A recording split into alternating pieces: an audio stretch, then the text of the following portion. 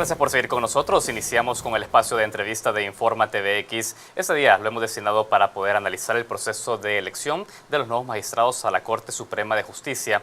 Recordemos que a partir de julio tienen que asumir nuevos funcionarios, específicamente 5 magistrados a esta Corte Suprema de Justicia, donde se estará renovando un tercio de la Corte en pleno, es decir, de 15 magistrados. Esa función le corresponde a la Asamblea Legislativa y para este fin ha establecido una subcomisión. Hoy estaremos hablando cómo avanza este proceso con el diputado Ernesto Mason, diputado de Arena. Él forma parte de esta subcomisión. Desde ya nos interesa conocer también sus opiniones respecto al tema. Recuerden, @expresatvx y @canaltvx. Ahora sí, diputado Mason, bienvenido a TVX. Gracias, Saúl. Un gusto estar acá en tu programa. Un saludo a todos los televidentes que nos acompañan también. Excelente. Nos gustaría en primer lugar que nos actualice cómo avanza este proceso de selección. Son 5 magistrados a la Corte Suprema de Justicia que tendrá que elegir la Asamblea Legislativa. Hasta este momento, ¿qué resultados nos deja? ¿Cuánto hace falta para poder ya tener una decisión al respecto? Bueno, estamos en la etapa de las entrevistas que se le están realizando a cada uno de los 30 aspirantes, 15 de ellos propuestos por el Consejo Nacional de la Judicatura y 15 que son el resultado de las elecciones entre los abogados que presentó la Federación de Abogados del Salvador. Hemos entrevistado hasta este momento 15, hoy por la tarde hemos citado a 5 aspirantes adicionales, el día de mañana otros 5, seguramente miércoles terminaremos con la fase de las entrevistas para dar inicio a la etapa deliberativa que se haría ya entre los diferentes miembros de la subcomisión para presentarle un diagnóstico a la Comisión Política en pleno y definir de consenso cuáles serán los 5 magistrados a la Corte Suprema de Justicia que serán propuestos al pleno de la Asamblea Legislativa. Esperamos nosotros y de nuestra parte que prevalezca la idoneidad de los magistrados, que sean personas con una trayectoria limpia, competentes, con una trayectoria de éxito académica y jurisdiccional o en el ejercicio libre de las funciones y que sean, muy importantes, independientes, que no respondan a la cúpula de ningún partido político, que no tengan una relación de subordinación con ningún partido político y que actúen apegados a derecho y de manera independiente e imparcial. Diputado, me interesa conocer algo. Usted ha dicho, estamos en fase de entrevistas, posteriormente viene una fase deliberativa cuando ustedes puedan establecer un diagnóstico, ha dicho, a la Comisión Política. Me interesa conocer en qué momento se establece ya un consenso por parte de los partidos políticos para decir, esos son los 5 elegidos por nosotros, ahora pasa al Pleno para su elección. ¿Quién hace esto, Comisión Política o ustedes? La Comisión Política es la que presenta un dictamen a consideración del Pleno de la Asamblea Legislativa, pero la subcomisión le presenta un dictamen a la Comisión Política de cuál será el resultado de las evaluaciones que nosotros estamos realizando. En ese dictamen aún no hay acuerdo sobre quiénes son los 5 elegidos. No, aún no hemos terminado ni siquiera de entrevistar. ¿Verdad? Entonces, luego de entrevistar a todos, cada partido político también está haciendo sus indagaciones, porque hemos tenido a nuestra disposición el currículum de cada uno de los aspirantes, hemos hecho nuestras consultas, nuestras indagaciones acerca de la trayectoria de cada una de esas personas, también para formarnos un criterio de qué personas gozan de acuerdo a nosotros con la idoneidad y las capacidades para ejercer bien un cargo tan importante.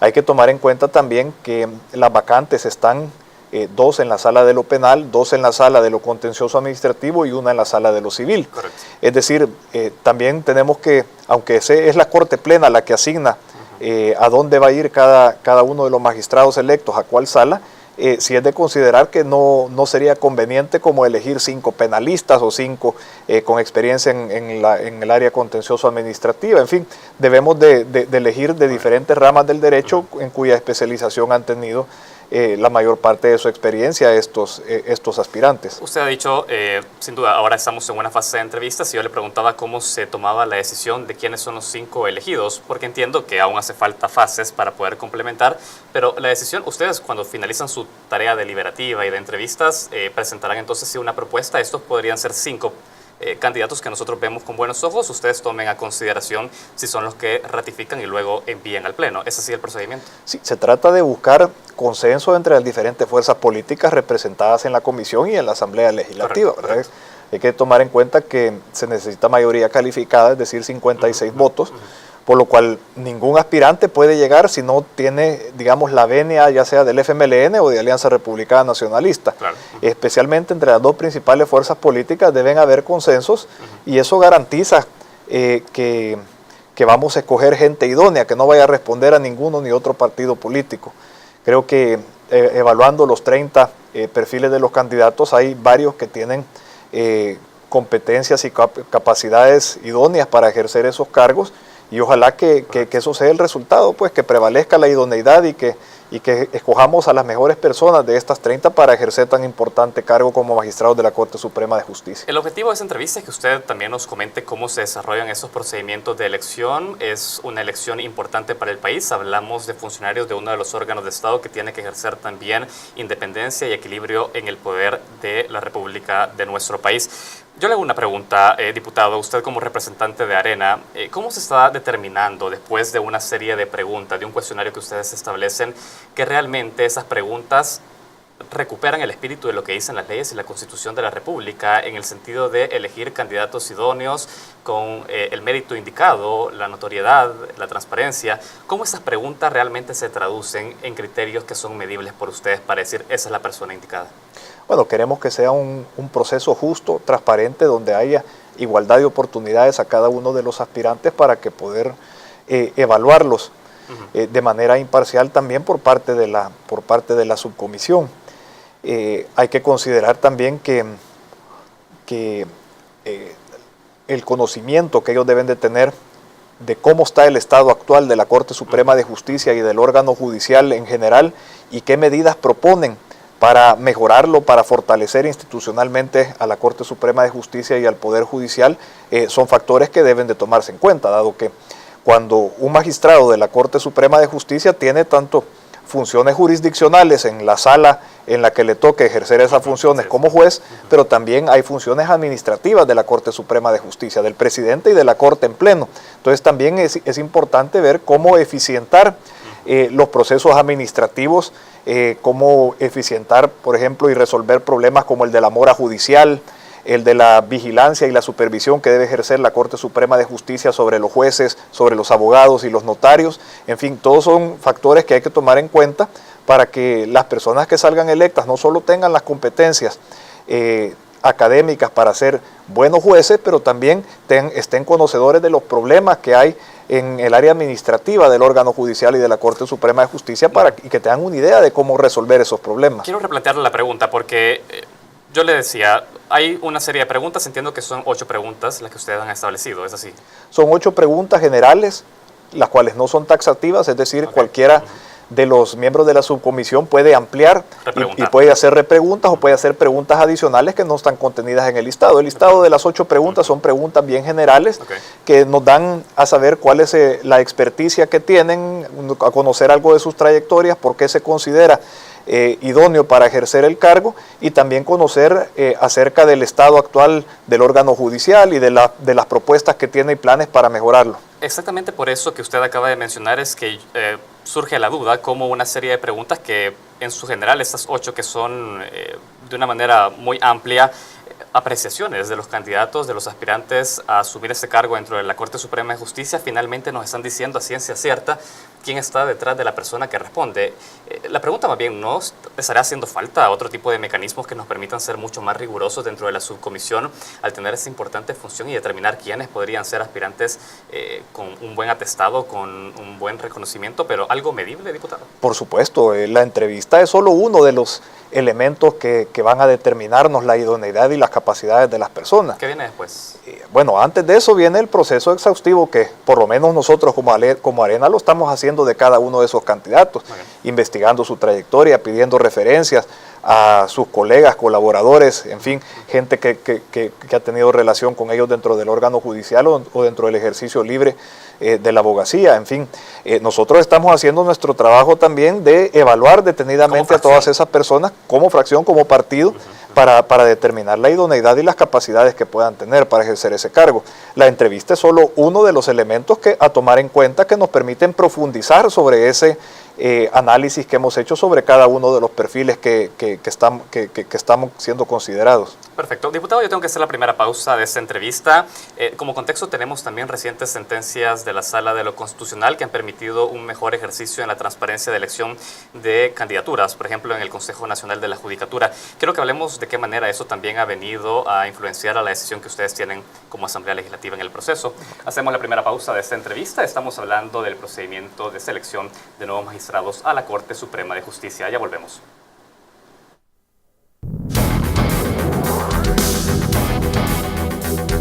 Continuamos con la entrevista de Informa TVX. Ernesto Mason, diputado de Arena y miembro de la subcomisión que está eligiendo a los candidatos, o más bien a los magistrados a la Corte Suprema de Justicia, se encuentra con nosotros. Hablamos justamente de este proceso de selección.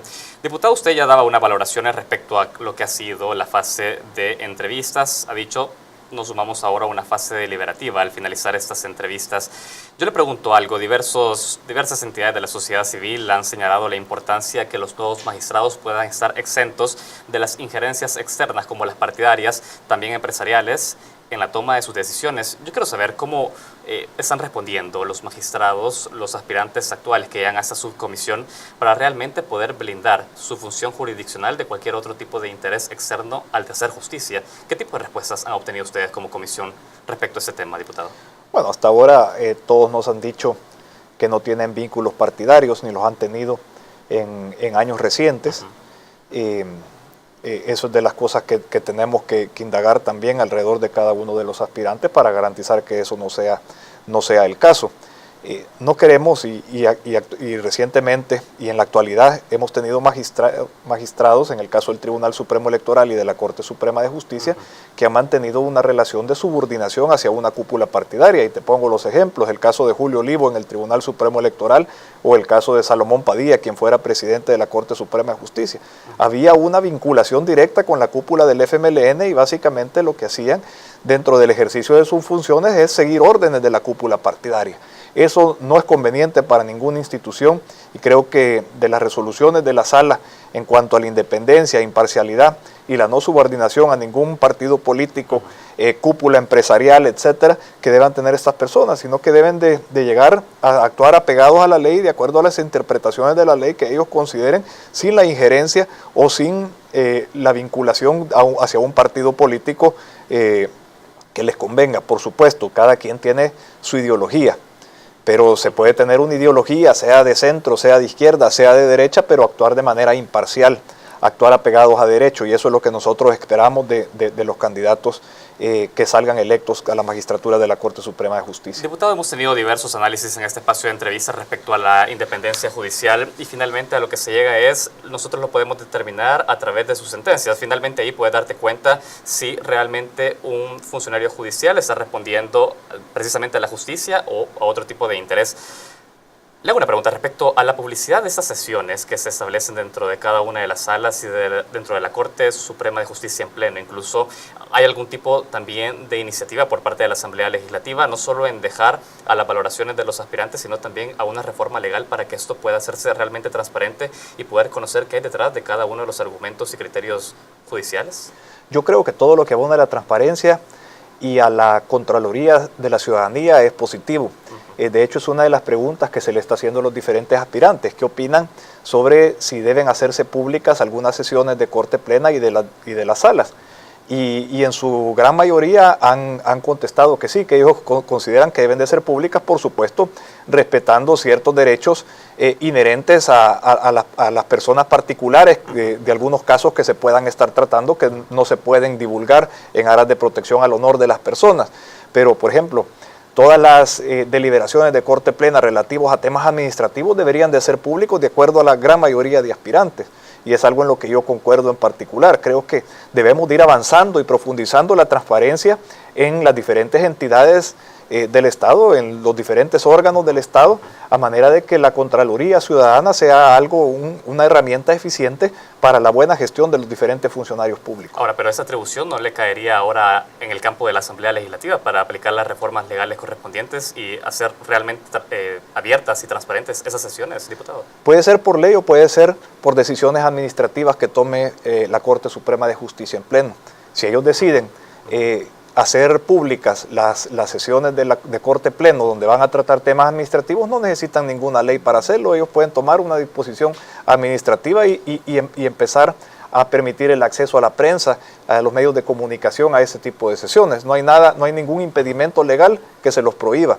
Entonces también puede ser por ley, la ley orgánica judicial, o que la Asamblea Legislativa pueda regular en ese sentido. Pero siempre hay que tener consideraciones de proteger la intimidad de las personas y aquellos casos donde se puedan discutir cosas que puedan dañar el honor de algunas personas. Hay que tener las providencias y las reservas que ameritan. Diputado, en la medida que nosotros estemos discutiendo como ustedes, como Asamblea Legislativa, más bien a perfiles técnicos, a perfiles con capacidad al cargo al que aspiran, seguramente la discusión sobre si responden o no a un interés partidario podría quedarse de lado. Yo le pregunto algo, porque recientemente la Sala de lo Constitucional ha avanzado en jurisprudencia para poder hacer más transparentes y deliberativas las sesiones del Consejo Nacional de la Judicatura y poder decir, esos son nuestros 15 candidatos o aspirantes más bien a la Corte Suprema de Justicia. El análisis que hace Arena respecto a este avance en materia jurisdiccional, ¿lo ven reflejado con los aspirantes que ahora llegan a esta subcomisión? Diputados, ¿se ve un cambio respecto al perfil de quien ahora está aspirando a la Corte Suprema de Justicia? Creo que sí es un avance, creo que sí es un cambio muy positivo, creo que se puede ir profundizando más adelante también.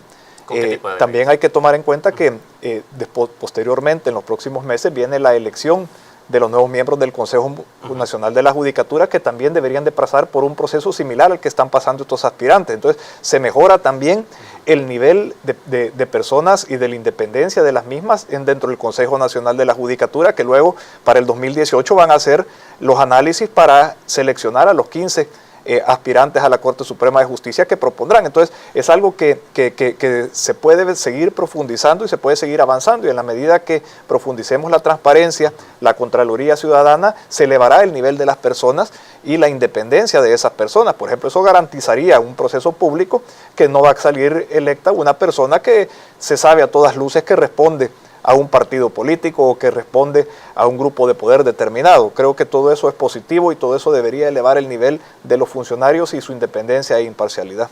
Perfecto. Diputado, ustedes como Arena en la legislatura pasada aprobaron una reforma constitucional que permitiría a los diputados no ser electos por 3 años, sino por 5, y esto podría venir a contradecir más bien en la práctica una de las jurisprudencias de la Sala respecto a que una legislatura es la encargada de elegir a una magistratura en el país. ¿Cómo Arena piensa o pensó a la hora de votar solventar este posible conflicto que podría existir con la jurisprudencia del país en que una legislatura no podría elegir a 2 magistraturas?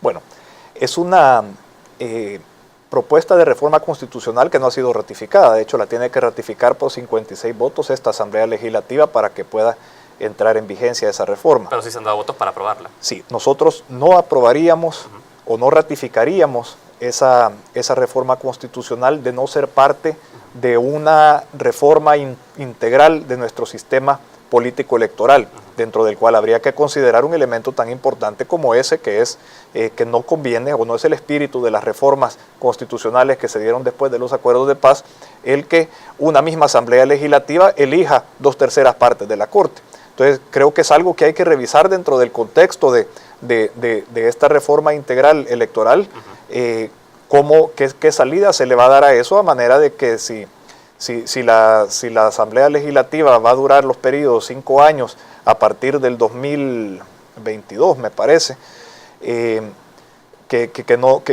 reformar los plazos también de la Corte Suprema de Justicia pudiera ser una alternativa, o cambiar la manera de elección a manera de que no sea la misma Asamblea Legislativa que elija 10 de los 15 magistrados de la Corte Suprema de Justicia. Es decir, que tendrían que venir reformas conexas a esta ratificación constitucional, es lo que me dice. Sí, reformas de leyes secundarias, e incluso puede ser necesaria otra reforma constitucional, como en el caso si se extienden los periodos a magistrados de la Corte Suprema de Justicia también a 5 años, pudiera ser una salida para no violar el espíritu de la Constitución. Lastimosamente esto es algo que no se previó en la Asamblea Legislativa pasada cuando se pasó esta reforma. Claro. Creo que hubiese sido más positivo hacer algo más integral también, tomando en consideración esto que al parecer se les pasó por alto. Y hablando de reformas constitucionales integrales y hablando de independencia judicial, la Asamblea Legislativa acá cumple un rol importante, diputado. Seguimos teniendo Corte de Cuentas electa por mayoría simple y nos parece también importante poder discutir sobre eso. Viene como parte de una reforma de esta legislatura poder reformar la Constitución en el sentido que tengamos una Corte de Cuentas donde exista la necesidad de un mayor debate parlamentario. A mi juicio sí, y creo que fue un error del legislador constituyente el no haber dejado la Corte de Cuentas de la República como los únicos funcionarios de segundo grado que no son electos por mayoría calificada, sino por mayoría simple. Creo que fue un error del constituyente del 82 y que nunca ha sido corregido. De nuestra parte, creo que eso garantizaría una mejor independencia de los magistrados de la Corte de Cuentas de la República, el obligarlos a ser producto de una mayoría calificada, y que es una de las tareas pendientes que debería de ser parte de un proyecto de reforma constitucional que nosotros quisiéramos apoyar. Muy bien, estamos cerrando esta entrevista, diputado. Hay otro aspecto que me gustaría tocar con usted, hablando también de las atribuciones de la Asamblea Legislativa. Y es que usted ha dicho, 2 de los magistrados que estarán siendo renovados corresponden a la Sala de lo Contencioso Administrativo, una sala que ha sido criticada por diversos funcionarios como la Defensoría del Consumidor o la Superintendencia de Competencia, porque ha bloqueado muchos procesos de multas ante violaciones a tanto ley del consumidor como ley de competencia en el país. Yo le pregunto algo, porque sigue existiendo dentro de esta sala una cantidad de mora importante de casos sin resolver. Muchos analistas dicen es importante hacer una reforma a la ley para poder descentralizar su trabajo. ¿Cómo están evaluando ustedes ese tipo de contribución legal para mejorar la justicia desde ese lado? Creo que hay mucho que se puede hacer. Hay que tomar en cuenta que es el único tribunal que atiende cuestiones de lo contencioso administrativo. No hay tribunales que lo atienden en primera instancia y que a la sala llegaran en segunda instancia. Hay mucho que se puede hacer en descentralización, como hacer diferentes cámaras, puede ser en una descentralización geográfica que se haga con 3 cámaras de lo contencioso administrativo que vean en primera instancia esos casos y que luego pasen para ratificación a la sala de lo contencioso, o que algunos montos de cuantías menores a X cantidad sean atendidos por las cámaras y solo los montos de cuantías más allá de tal cantidad pues pasen a la sala de lo contencioso administrativo. Creo que hay diferentes ideas de reformas que se puedan hacer para agilizar y viabilizar mejor el trabajo de la sala de lo contencioso administrativo y deben de tomarse en cuenta en aras de resolver esos problemas administrativos que hay dentro de nuestro sistema judicial. Escucho sus declaraciones y las veo de buena intención, diputado, pero ¿existe ya un compromiso por parte de Arena en promover esas reformas y presentarlas al Pleno? De parte de nuestro partido está un compromiso para mejorar el funcionamiento del órgano judicial y garantizar la eficiencia del mismo. Creo que esto es algo que definitivamente hay que atender. No puede estar concentrado en un tribunal donde hay, donde hay solo una sala resolviendo todas las cuestiones que tengan que ver con juicios en contra del Estado y sus diferentes entidades.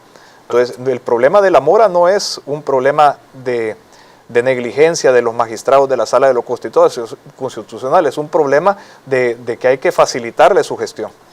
Estamos cerrando esta entrevista. Solo por último me gustaría que nos dijera entonces cuándo podríamos tener ya un acuerdo de subcomisión respecto a la finalización de este proceso deliberativo y de entrevistas. ¿Se tiene ya una fecha prevista de cuándo podrían entregar ustedes algo a la Comisión Política? Mira, el plazo que tenemos es para el 30 de junio. Hay que tomar en cuenta que esta Asamblea Legislativa entró en funciones 3 semanas después de la fecha en que supuestamente debería haber entrado y que también el listado del Consejo Nacional de la Judicatura lo recibimos hasta después, producto de una sentencia de la Sala que los obligó a cambiar el listado y hacer nuevamente la elección.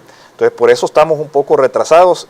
Sin embargo, siempre tengo esperanzas de que podamos sesionar, si es necesario, a diario o varias veces al día, para poder salir en tiempo y hacer incluso, si es necesario, una sesión del Pleno extraordinaria con el único punto de elegir a los magistrados de la sala. Y ojalá, lo más importante es que sean las mejores personas las que lleguen, gente que tenga la idoneidad y la capacidad para hacer un buen papel. Y por eso era importante para nosotros conocer cómo avanza el proceso. Ernesto Mason, diputado de Arena, quiero agradecerle su tiempo con TVX. Gracias, Saúl, un gusto, y gracias a los televidentes que nos permitieron llegar a sus hogares. Excelente, les agradecemos por esa sintonía. Les recuerdo que esa entrevista se repite hoy a las 11 y mañana a las 7 de la mañana, y también podrán encontrarla en nuestro canal de YouTube Expresa TVX. Aún tenemos noticias, ya regresamos.